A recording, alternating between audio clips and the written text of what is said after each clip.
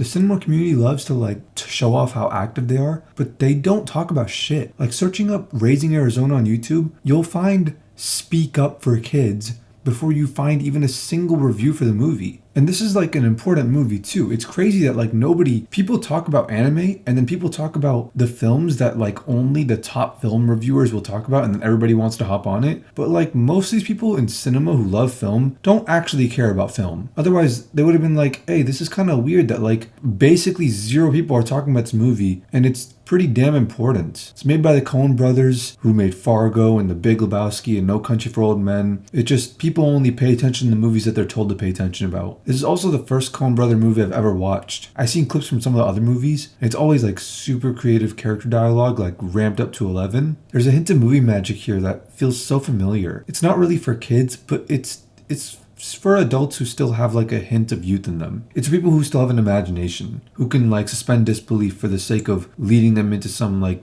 movie magic basically. The movie's great, characters likable, the acting's great, it's funny, it's concise, there's no fluff, and it's a parallel to the real world. It's just an extremely exaggerated version of it. I wouldn't call it underrated, because I don't even know what people think of it, because no one talks about it. It's just not rated. It's a great example of like the pre-millennium movie magic that doesn't exist anymore in movies today. Like if you want a taste of that, you could check this out. 7 out of 10. Actually, nah, this movie was great. I just want to I'm glad I got to experience that. It's funny, it's comical, it's sweet, it's lighthearted. Yeah, at the same time it's thrilling and intense, but it's also goofy, but then it's scary and it's surprisingly emotional. I'm so upset with what Hollywood has become and how stale everything feels. I thought I was getting jaded to film. I thought I was the problem, but I'm not. Great films still exist, and here they are. From this point forward,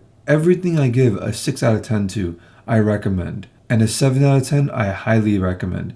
An 8 is a phenomenal work of art. A 9 is a must watch. It's an essential piece of media that you need to watch before you die. And a 10 is a masterpiece that'll shift your entire perspective on life, and the world wouldn't be the same without it. I highly recommend this movie. If you're happy, if you're sad, if you're strong, if you're vulnerable, if you think Nicolas Cage isn't a good actor, if you aren't into older movies, if you live anywhere outside of the American South and you don't know how real country people act, I highly recommend this movie. Holly Hunter's the star of the show. 7 out of 10, lifestyle. Okay, bye guys. It's Filthy Frank, motherfucker. It's Filthy Frank, bitch.